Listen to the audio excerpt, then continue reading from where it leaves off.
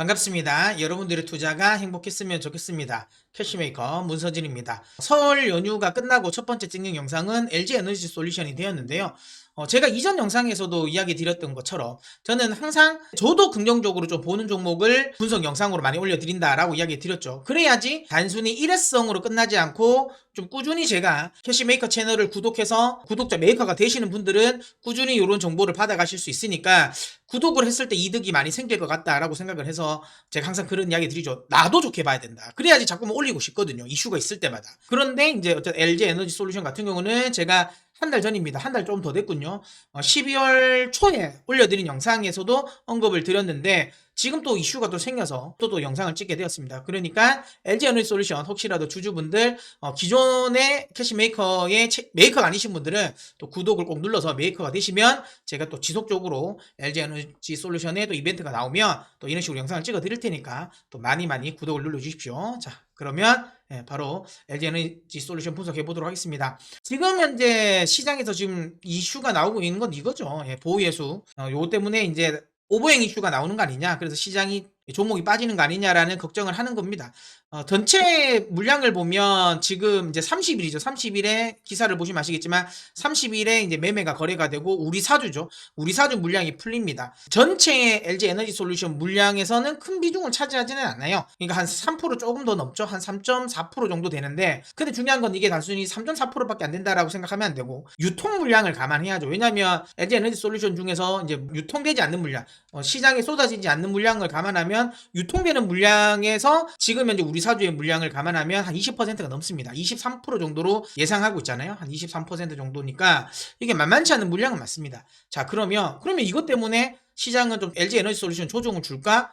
결론적으로 이야기 드리면 보유예수 물량은 전혀 신경 쓰실 필요는 없습니다. 이거는 물론 지금 이거 받아가신 그 LG 에너지 솔루션 그 임직원분들은 굉장히 좀 긍정적이죠. 왜냐하면 이게 지금 단가가 30만 원이니까 굉장히 많이 벌어가신 거죠. 굉장히 많이 벌어가신 거니까 당연히 이제 익절을 하고 싶어 하실 수도 있지만 제 개인적인 생각에는 이 물량의 절반도 나올까요? 지금 한 얼추가 한 예상이 한 4조 정도 나오는데 이 중에 한 2조라는 물량이 나올 수 있을까? 2조도? 저는 안 나올 것 같거든요. 왜냐하면 올해가 오히려 LG 에너지 솔루션의 주가가 드라이브가 걸리는 본격화되는 시장이라고 저는 봅니다. 그러니까 지난해까지만 하더라도 매물을 좀 소화하고, 그러니까 어찌 보면 이 사업이 조금 더 좀 정리되는 과정, 그 다음에 구체적으로 사업의 구체적인 내용도 사실 수율을 좀 맞춰 나가고 뭔가 이 증설 관련 이슈로 인해서 좀 올라갔다면 이제 올해는 실제로 그 사업의 성과가 반영되는 시기인데 굳이 지금 시점에서 이런 물량들을 털어낼 것인가? 그렇진 않을 것 같다. 오히려 저는 더 끌고 갈 거라고 보고 있기 때문에 이 부분에 대한 우려감은 저는 크게 가지실 필요는 없다고 보고요. 실제로 물량이 나온다 하더라도 예전처럼 만약에 외국인이나 기관들이 우리 시장에 적극적으로 매수를 참여하지 않는 시장 같았으면 이 정도 물량 나오면 큰 충격을 받겠지만 지금 현재는 특히 외국인들이 기준을 잡고 매수를 해주고 있고 특히 지수물을 중심으로 매수를 해줍니다. 그러면 이런 물량들이 나오면 외국인들이 적극적으로 받아갈 가능성이 높죠. 제 생각에는 시장의 분위기 상으로도 지금 한 2, 3조 정도의 매물 정도는 충분히 소화해낼 수 있는 물량이기 때문에 보유예수 해제와 관련된 부분을 걱정하실 필요는 저는 전혀 없지 않을까라고 생각을 합니다. 오히려 이제 LG 에너지 솔루션 이것보다는 최근에 좀 노이즈가 되고 있는 것들이 있지 않습니까? 아무래도 최근 들어서 이 전기차 시장이 좀 위축되는 거 아니냐. 그 다음에 이 배터리 시장 자체가 좀 공급 과잉이 되는 게 아니냐. 그리고 최근 들어서 예전에 그러니까 지난해 상반기까지만 하더라도 엄청나게 좀 공격적으로 좀 증설을 했다가 최근 들어서는 이제 하려고 이야기 됐던 것들이 좀 취소가 되고 있으니까 야 이거 문제가 되지 않나라는 걱정을 많이 하실 것 같은데 저는 그와 관련된 부분에는 좀 지나친 부분이 있다라고 저는 생각을 합니다. 일단은 이런 거죠. 판매 부진에 대한 우려는 저는 기우라고 생각되는데, 일단 여기 보시는 것처럼 4분기, 아무래도 자동차, 지금 LG 에너지 솔루션에 배터리를 달고 다니고 있는, 지금 출시되는 주요 전기차의 판매인데, 확실하게 4분기가 안 좋은 건 맞습니다. 안 좋은 건 맞는데, 그러면 이게 우리가 엄청나게 크게 우려를 할 만한 정도의 수준의 하락이냐라고 보면 그렇진 않다라는 거죠. 왜냐면, 이거는 지금 전기차만 지금 이렇게 빠진 게 아니에요. 전기차만 빠진 게 아니라 이거는 자동차 전체 내연기관도 다 같이 빠진 거죠. 뭐 때문에? 그렇죠. 소비 둔화죠. 글로벌 경기 침체에 대한 우려감으로 인해서 소비가 부진하고 그로 인하다 보니까 자동차가 많이 빠진 겁니다. 그러니까 자동차 수요가 빠지면서 전기차 수요 자체도 빠진 거고, 그러니까 전기차만 빠진 건 아닙니다. 우리나라 최근에 뉴스를 보면 전기차 이렇게 화재 사고가 많이 나다 보니까 전기차에 대한 불신도 많이 생기죠. 그러면서 야, 이거 전기차 옛날 가만히 생각해 보니까 엄청나게 성장할 줄 알았는데 사람들 안 탈 것 같은데 이게 지금 결국에는 판매에 반영되는 거 아니냐라는 우려감을 하실 수 있지만 그렇지는 않다. 아직까지 그러니까 전기차 물론 뭐 우리나라 같은 경우는 최근에 언론에서도 이걸 좀 많이 부각을 하면서 아무래도 전기차를 타려는 사람들이 좀 약간 꺼리는 건 있을 수는 있다. 하지만 그렇다고 해서 전기차 시대를 가로막는 아주 중요한 악재 요인이 될까? 그럼 전기차 시장이 이제 성장하지 않고 오히려 역성장할 것이냐? 그렇게 생각한다면 그렇지 않다라는 거고, 글로벌적으로 봤을 때도 내연기관이 부진한 것보다는 그거에 비해서는 전기차 시장의 성장성은 여전히 긍정적이다라고 보시면 됩니다. 그래서 이런 판매 부진에 대한 우려감은 저는 크지 않다라고 보고 있고요.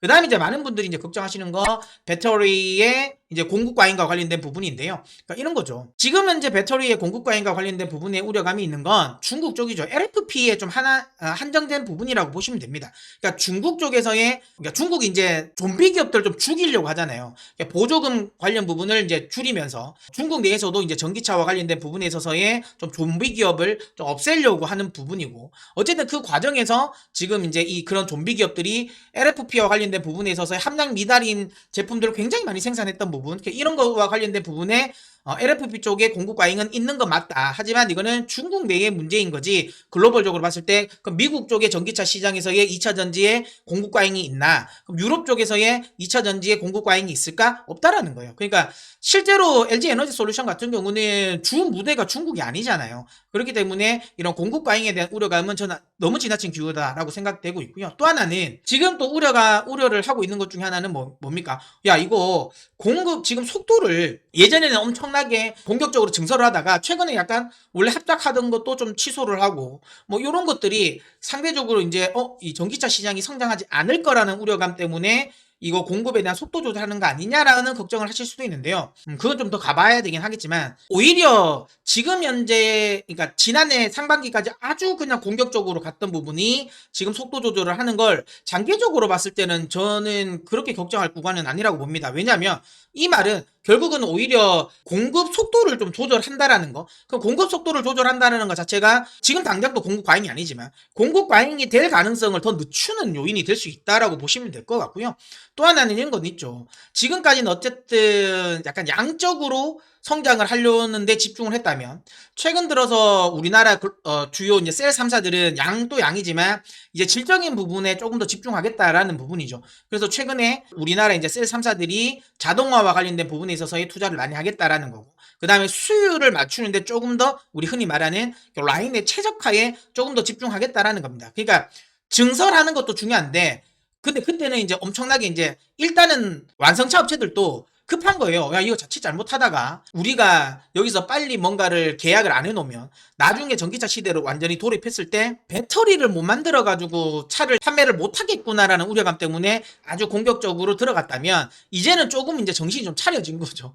조금 더 이제 맨정신이 차려지다 보니까 근데 생각해보니까 우리가 이만큼까지 너무 지나치게 공격적일 필요는 없을 것 같다. 그리고 중요한 건 외형적으로 이렇게 양적으로 늘리는 것도 중요하지만 그 라인 하나하나에 최적화를 해놓는 게 어찌 보면 비용적인 측면이라든지 이런 것들이 더 좋을 수도 있겠다라고 지금 현재 생각을 하고 어찌 보면 투자의 방향이 살짝 바뀐 거지. 2차 전지 시장 자체에 대한 부분을 부정적으로 봐서 이런 기조가 바뀐 건 아니라고 생각을 합니다. 그래서 이 부분을 부정적으로 볼 필요는 전혀 없다라고 보고 있고요. 그 다음에 우리나라에서도 지금 2차 전지와 관련된 부분은 시장을 보는 눈과 비슷한 것 같아요. 그러니까 약세론자와 강세론자가 지금 첨예하게 대립하듯이 2차 전지를 보는 시장 역시도 좀 첨예하게 대립을 하고 있습니다. 저처럼 2차 전지 업종을 좋아하는 사람, 그러니까 긍정적으로 보는 사람이 있는 반면에 아주 부정적으로 보는 사람도 있거든요. 그러니까 저는 사실 이런 생각을 합니다. 부정적으로 보는 사람들 중에 이야기가 나오고 있는 것 중에 하나는 그거잖아요. 그러니까 지금 LG가 올해부터는 그래 미국 쪽에 1공장이죠. 1공장이 제대로 풀로 가동이 되고 하반기는 2공장이 절반이 가동이 되고 그 다음에 올해 우리나라 오창 공장 쪽에서 이제 원통형 그러니까 4680 또 이제 생산이 되고 그러면서 외형 성장하는 건 내가 알겠는데 근데 야 잘 봐라 야 너희 미국에서 지금 이렇게 계속 증설을 하고 있는데 그게 호재일 수도 있지만 미국의 임금 상승률 한번 봐봐. 지금 임금 계속 올라가고 있잖아. 그럼 지금이면 흔히 이제 그거죠. 이제 마진을 남길 때. 지금 LG 에너지 솔루션 같은 경우가 킬로와트 시당이죠. 보통 보면 킬로와트 시당 한 13불 정도가 코스트가 들어갑니다. 들어가는데 이게 이제 지금 같은 임금 상승률을 감안했을 때, 그러니까 25년 정도라고 보더라고요. 25년까지는 얼마까지 올라간다? 코스트가 야 20불까지 올라가. 이러면 지금 LG 엔솔 같은 경우가 지금 이제 킬로와트 시당 한 9불 정도를 남겨 먹는데, 요거 기준으로 본다면 한 3불 정도 남겨 먹는단 말이야. 그러니까 순이익이 3분의 1 토막 나는데 이거 사실 부정적으로 봐야 되는 거 아니냐라고 우려를 하거든요. 근데 저는 이 부분에 또 의문을 드는 건 그거예요. 자, 그러면 2025년 이제 올해까지 포함되면 한 3년 정도 남은 거죠. 그럼 이때 동안 임금이 지금 같은 속도로, 지난해 같은 속도로 계속 올라올까요? 최근 들어서 인플레이션과 관련된 부분에 있어서의 임금 상승률도 둔화되고 있는데, 자, 좋습니다. 이게 맞다고 치더라도 지난해와 같은 임금 상승률이 유지된다고 쳤을 때, 그럼 LG 에너지 솔루션 같은 경우 우리나라 주요 이 셀 3사들이 지금 같은 구조로 생산을 계속 할까요? 아니라는 거죠. 제가 앞서도 이야기 드린 것처럼 우리나라 셀 3사들 같은 경우는 이런 임금 상승을 감안을 해서 최근 들어서 최적화, 자동화를 계속 많이 투자를 하고 있단 말이에요.